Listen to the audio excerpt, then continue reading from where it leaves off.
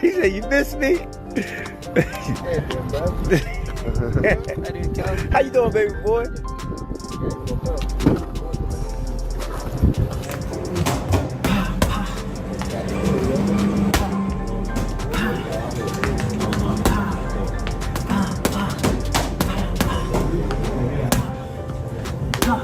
Ahead of Gervonta Davis's bout with Lamont Roach, two of Floyd Mayweather's former boxing adversaries and protégés, Rolly Romero and Gervonta Davis, have reconnected. The main justification for bringing him in this time was that Gervonta Davis described him as one of the toughest punchers he had ever encountered. Was it Ryan or was it Rolly? Because they both. I ain't gonna lie, Rolly hit hard. People be sleeping on Rolly because he been obviously, I don't know how to say it, obviously. But yeah, if he don't got no chin now, so Rolly be getting caught. But Rolly, he can hit, bro. Like he can hit. And he's the only person I felt like when he swung, it felt like bricks was in his gloves. Is that the hardest one? Is that the hardest one? Ahead of his battle against Lamont Roach, Tank has been preparing himself completely by lifting weights and honing his power in addition to improving his pace and rhythm.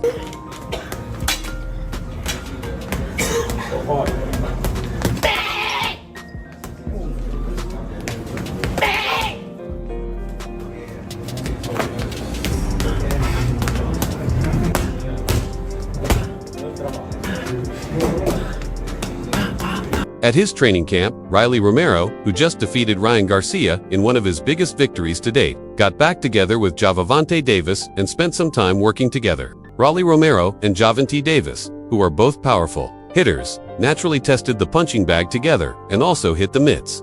The fact that both competitors defeated Ryan Garcia and knocked him down in the second round is another similarity between them. Ryan Garcia, that last fight against them. Oh my God, a double hook. A double hook, short hook, caught Ryan.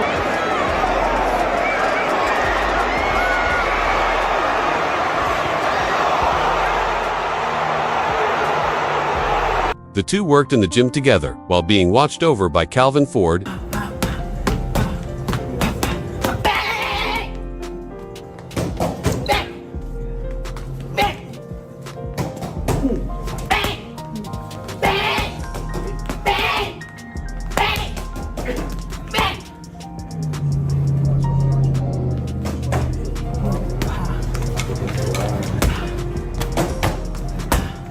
his opinions on Tank and Lamont Roach's rematch.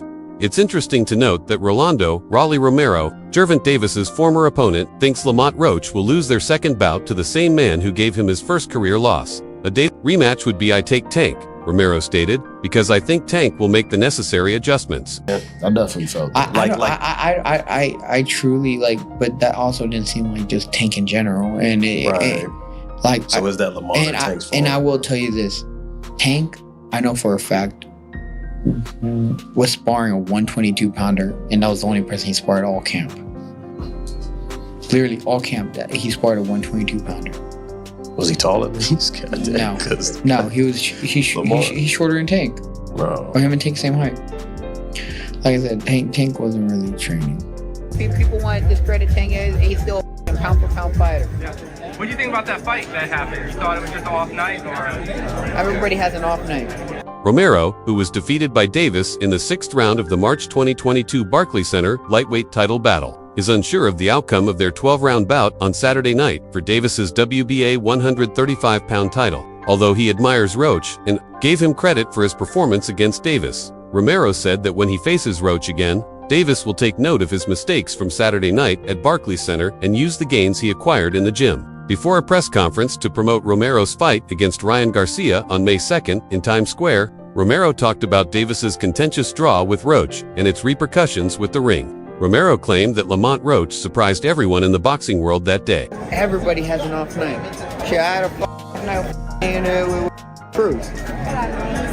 Everyone has a night. It's boxing. You want to run that back with Cruz or what? Maybe down the line. Which is a tremendous fighter, bro.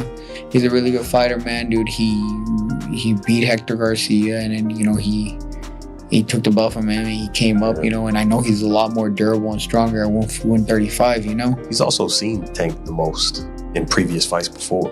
Like they already had 2 fights, but yeah, so that's why I believe he even surprised himself. I won't say that though, because he entered with poise and confidence. It was a really close fight and he fought like a true professional.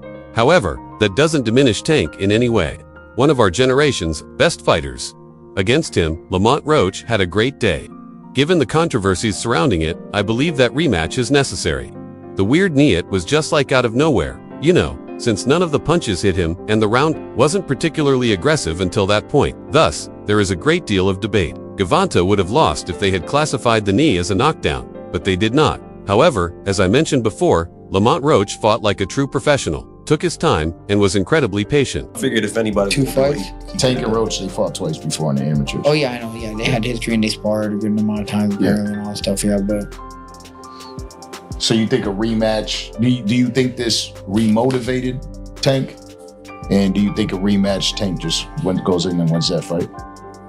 I don't know, bro. We gotta see. We gotta see what like if it was a Tank tag. Gervonta, before his battle with Ryan Garcia, Davis had also supported Rolly Romero. However, when asked which of the two was the stronger puncher, Davis responded without hesitation, "I'm not going to lie, Rolly hit hard." In an interview with Fight Hype, Davis claimed that people had been sleeping on Rolly. Rolly can hit brah, but he keeps getting caught because he doesn't have a chin. He can hit, like the only guy who made me feel as though bricks were in his gloves. As he swung is him. Yeah, so... Are you talking about in sparring? Yeah. How many years ago was that? 8. And you think that's relevant to this fight? You think you learned something back then you can take forward in this fight? No, I wasn't really trying to learn that day. Rolly pull off the upset against Ryan? Can't Rolly pull off the upset. Yeah, do you think I don't want to say that's crazy, but yeah, hopefully for the sake of Rolly, he pull it off. But it's gonna be a good fight. No, you think? Huh? Someone's gonna get knocked out. Yeah, for sure. Gervonta Davis will be hoping to do the same in his rematch with Lamont Roach after training with Rolly Romero, who is now transforming one of his darkest situations into a more spectacular one. Tank, a 7-11 betting underdog, will be training with Rolly Romero in the hopes of drawing inspiration from Rolly's tale for his thrilling comeback battle against Roach. The scheduled late fall rematch between bitter rivals Garcia and Haney was somewhat diminished by Romero of Las Vegas, who defeated Garcia in the second round and won the World Boxing Association secondary welterweight title by unanimous decision. I'll discuss it with the group and decide on a course of action after Romero won by scores of 115-112, 115-112, 118-109 at Times Square. A shocked Garcia 24-2 remarked, "Hats off to Rolly," a person who was aware of the deal but was not permitted to discuss it in public. Romero told Boxing Scene on Friday night that if he wins, he will be able to replace Garcia and fight Haney in the early fall. Oscar De La Hoya told Boxing Scene after the fight that Garcia-Haney 2 will eventually take place. Oscar's claims may be those of a promoter who would love to have that fight and make some decent money off of it. But if agreements are to be honored, a loss for either of the fighters rules out the rematch. And they both don't look good enough to put on an impressive show. Romero kept the promise the former World Boxing Association 140-pound title holder made when he replaced former 140-pound title holder Isaac Pitbull Cruz as Garcia's opponent in the historic event that attracted hundreds of spectators to a ring that they were not allowed to see because of a red blanketed chain-link fence surrounding the ring. Now today, and the people that came to watch me, a lot of love is out there for me, and I think people know my heart and know that I'll be back and better than ever. Brian? Yeah. Just sort of your take on the whole scene. I'm wondering if maybe, had that been a full arena, maybe fans chanting, would it have done something different? It kind of seemed like a little quiet for what we were expecting. Yeah, I didn't really, wasn't a fan of that at all. Not being able to see Romero's devastating left punches that knocked him down early in the second round made Garcia feel their misery. Following his 3-knockdown majority decision victory over Haney, Garcia, 26, had been out of the ring for a year and 12 days. After Garcia provided 3 positive test results for the prohibited performance-enhancing substance, Ostarine, the New York State Athletic Commission changed the contentious verdict to a no contest. Boxing that had a following and all that stuff, they're fresh out the amateurs, they promoted them like, oh, this is the next big thing, yada, yada, yada, all that stuff. At the end of it, I've done this 3 times. three different divisions. I'm a 3-time world champion, and this might actually be the biggest, the most attended fight card in boxing history. And I did it on this night. Saquon Jones with the boxing voice. Saquon Jones with the boxing voice. Garcia Romero 54. Like a sparring match, and it felt like you could hear everybody, and it just didn't feel authentic to me. But you know, no excuses. It is what it is. All right, right here. Saquon Jones with the boxing voice.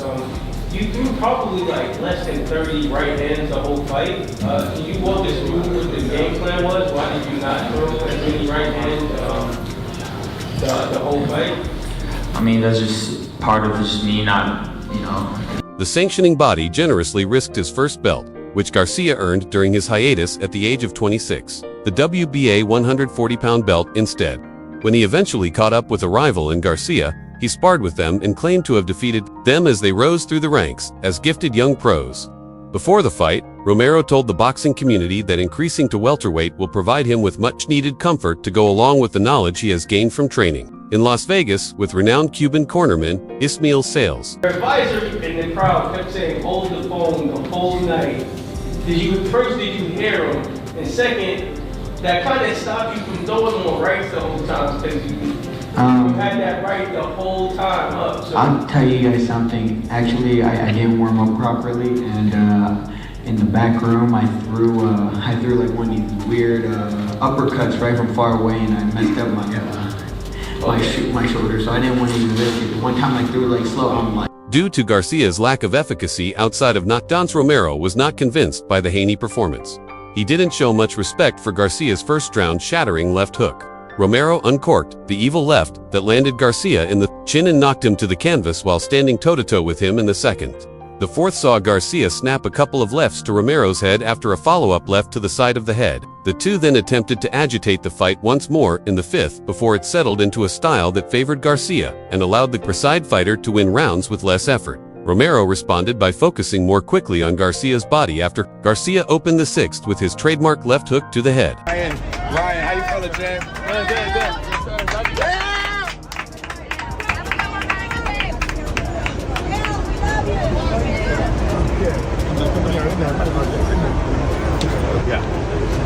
When Garcia landed a left hook on Romero in the seventh round, the mystery of the scorecard hit both fighters. Romero then sent a barrage of inside punches at Garcia in an attempt to persuade the judges to give them a 10-9 score. Romero added a barrage of lefts in the ninth to highlight his activity after charging at Garcia in the eighth, indicating his intention to cause an upset. Garcia withdrew to his corner before to the 10th, seemingly uncertain of how to respond effectively. In the 10th, Romero delivered more strikes, interspersed with a right that prompted Garcia to cover. According to Garcia, he did a great job. I'm just happy I made it through, and it went 12 rounds. James, Garcia's trainer, pushed his fighter in the corner to come up with a passionate answer that didn't come in the 11th or 12th.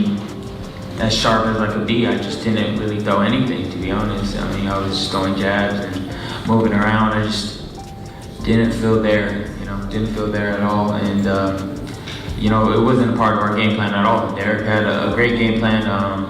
There was a lot of opportunities there, especially when Rolly was going back. I just didn't let my hands go in any way, shape, or form. That was simple as that. Garcia would fight. I just wanted to ask you, I couldn't do it tonight, Garcia said in part in a post on his social media account immediately after the altercation. I'm incredibly saddened and devastated by the manner I battled. Tonight, I simply didn't have it. I felt strange. The stunning camera panned to Devin Haney and his father, trainer Bill Haney, sitting ringside with sullen expressions as the significance of a second meeting with Garcia faded before their eyes and in the eyes of everyone who greenlit Romero, Garcia, and wished to see more during those moments when James begged Garcia in the fighter's corner. I saw recently Tank and Lamont have a tough fight, and they had history. Obviously, you and Rolly have had some history. We talked about the sparring, but do you think that any of that history played into tonight's outcome? No, I just think that Rolly's much better than people give him credit for, and he has very strong hands, just solid in general. So you can't just, walk in there and think he's just gonna get in.